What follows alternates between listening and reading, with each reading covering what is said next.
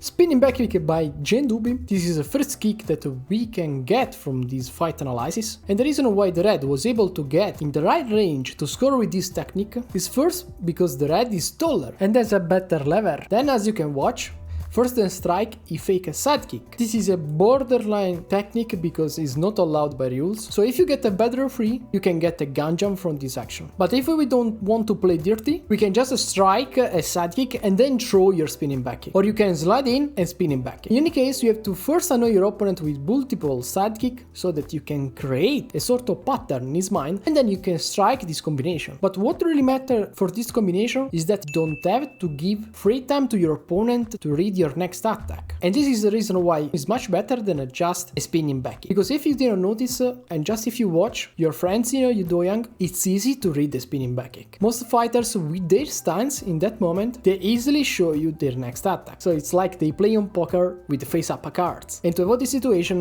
we have to use a combination like a side kick plus a spinning back kick. So your opponent will have less time to read your next attack. Spinning back kick and continue with the roundhouse kick. Advise you to practice this combination multiple times on the pad. Once we are able to perform this combination easily on the pads, we can start to perform against a real fighter and win the real fight situation. So, feint, front roundhouse kick. The red stop and counter. I don't know if he scored a point. The blue respond with a sort of crescent kick, but only the red was able to take it. So, let's watch. Boom. A very easy combination that we can learn and perform in our fight against an opponent that uses a lot of side kicks is take an opposite stance, like in this case. So both players have their left leg in front. In the moment that our opponent strike a side kick, we step back, block, and strike with our front leg. In this case, the red was able to take the point, compared to the blue that wasn't able. If you are a taller fighter, this combination is very effective because you are going to abuse of your height against an aggressive, smaller fighter. And if you watch this action, probably you just realize this is just a defensive movement with a roundhouse kick, right?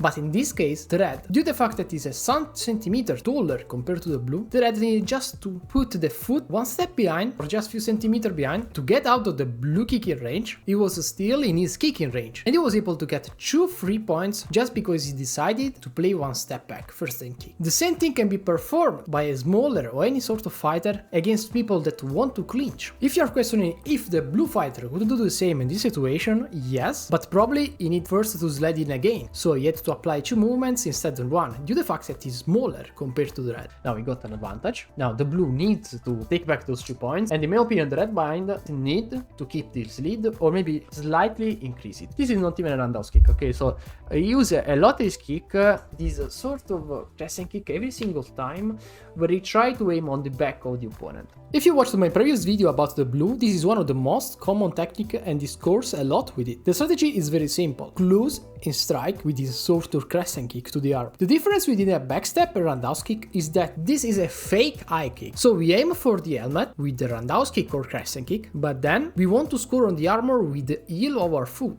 And this fighter sometimes scores even on the backside of the armor like a monkey kick. And what you have to pay attention is that you have to not grab your opponent, or the referee could cancel those 2 bonus points.